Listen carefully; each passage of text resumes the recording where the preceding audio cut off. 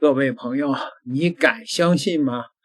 中国的网友老是说，中国的教育和文化领域呢已经被渗透成筛子了，千疮百孔了。今天我看到了一条热搜，把我也给惊着了。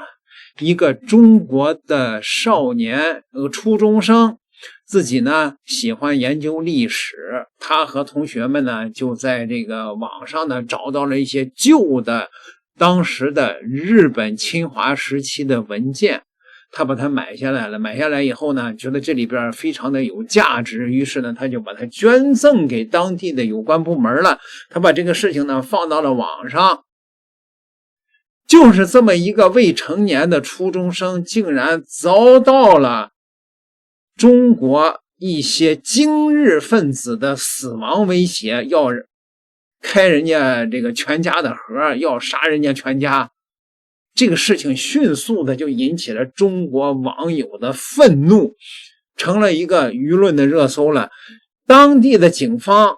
出了一个公告，说要保护这个少年一家子的安全。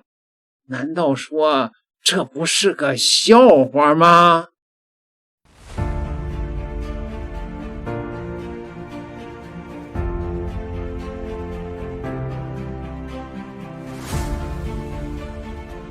是各种语言都有，造谣诽谤之后威胁恐吓家里面人都有。我现在在那个当地派出所了，刚刚立案了。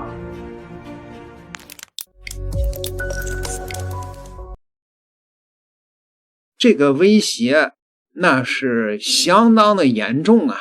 说你日子不好过了，什么劝你赶紧的删除视频啊，你家住的那个学校还有你同学，我们都会去查你，老实点小子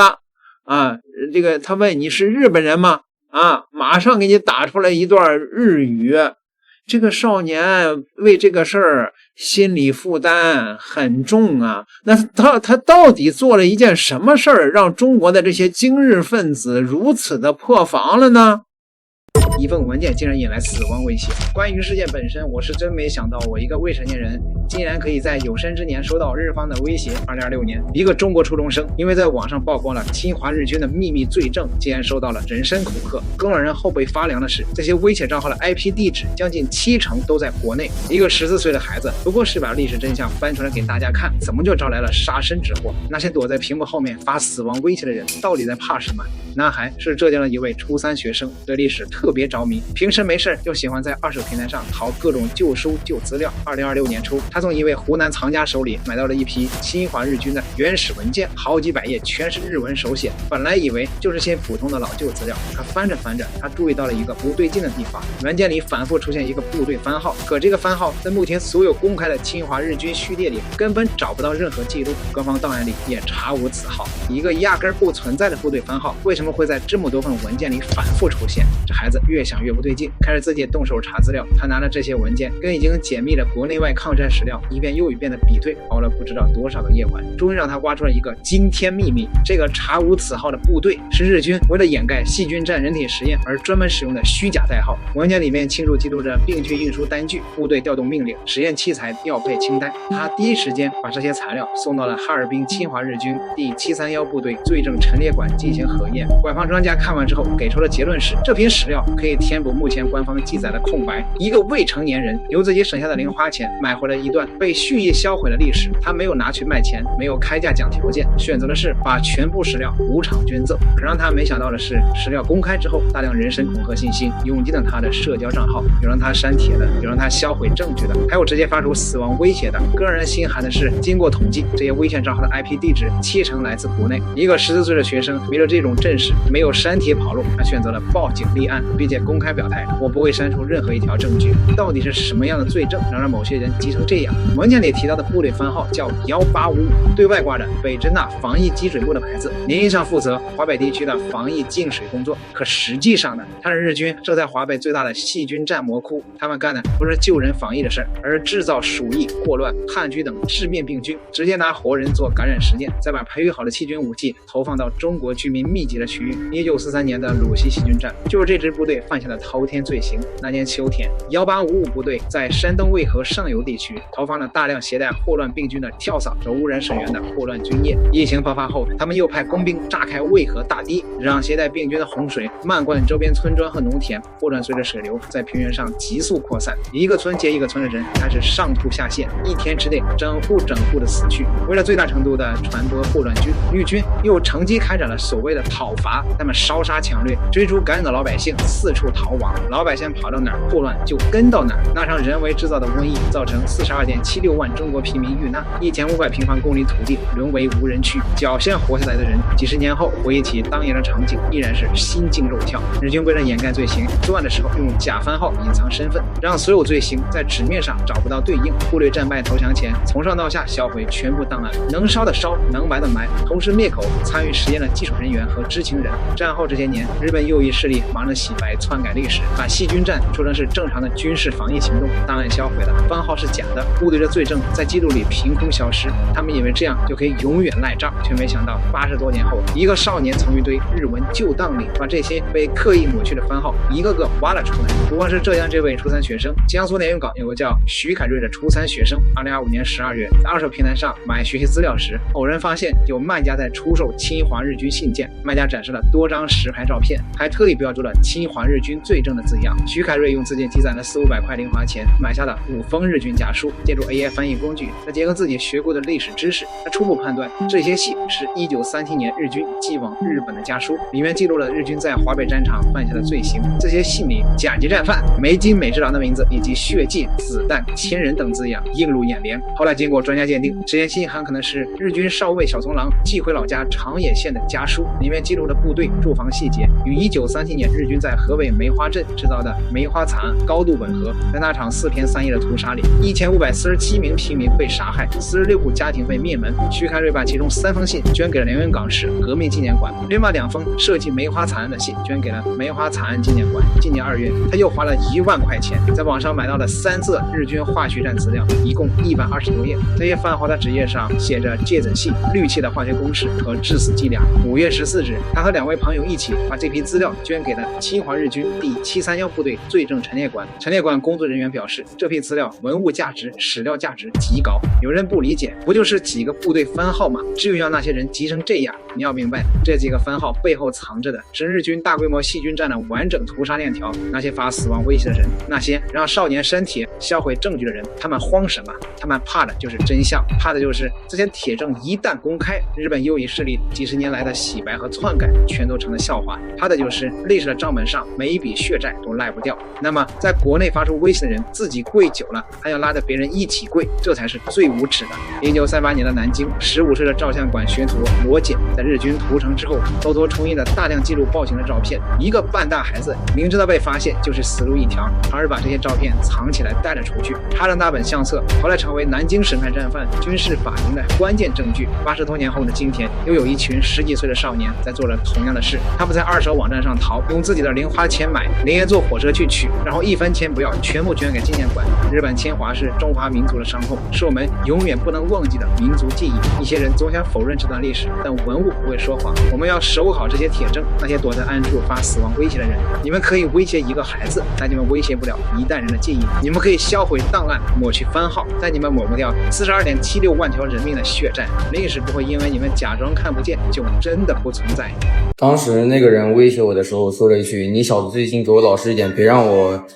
给你家户开了。至于你以后的声誉和人身安全，我无法保证，早日停掉这些，别不识好歹。”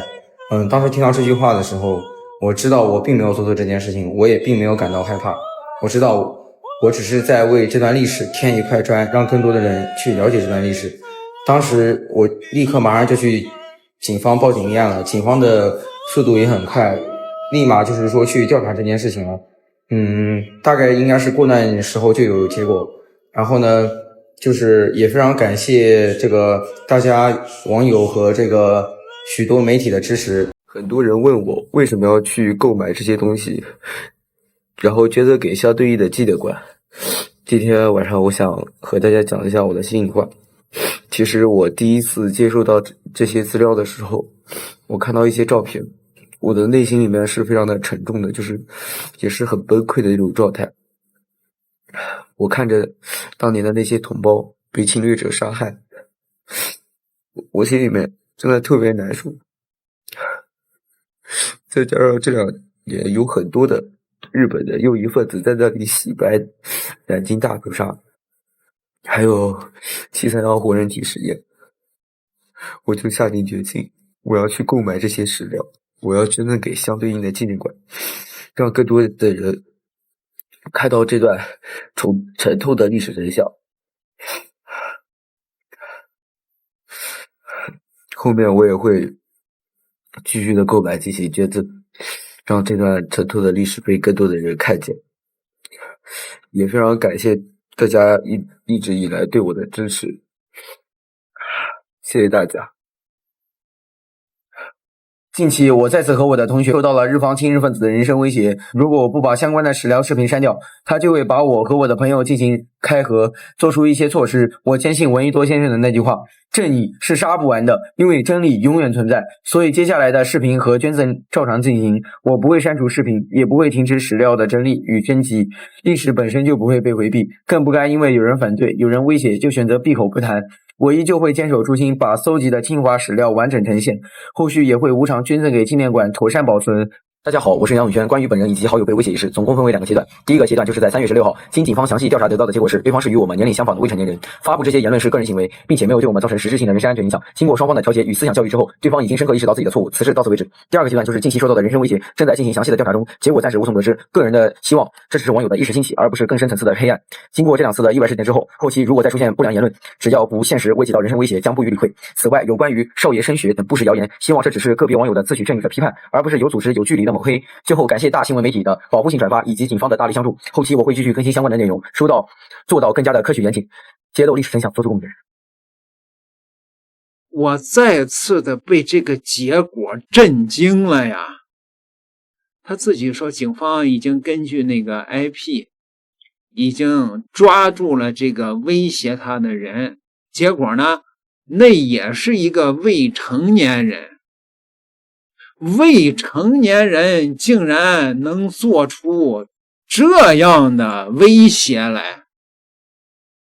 言下之意是中国现在对这样的未成年人的这种言论毫无办法，你也不能把他拘留喽，你也不能这个判他是属于寻衅滋事，因为他未成年，这就更令我担忧了呀。前一阵儿中国出了一个什么所谓的美女作家蒋方舟的那个学位造假的案子。这个蒋方舟多年以来就是早年拿着日本外务省的经费，在日本可以说是公费旅游，让日本人养着，然后呢在中国呢发表了大量的这个美化日本的这种言论和文章。而这个案子里边呢，又看到了一个未成年的精日分子汉奸的苗子。那有人说他这孩子不是拿日本外务省的钱吗？我觉得应该这样想，日本外务省的钱有一种是直接给的，有一种是通过所谓的日本的文化2次元动画片潜移默化的来腐蚀中国的孩子，这也算是间接的外务省的经费了吧？哎呀，说实在的，形势很严峻呢，朋友们，中国在文化领域看不见的这场战争也别输了啊，输了以后那可是后果很严重啊。点个订阅，下期再聊。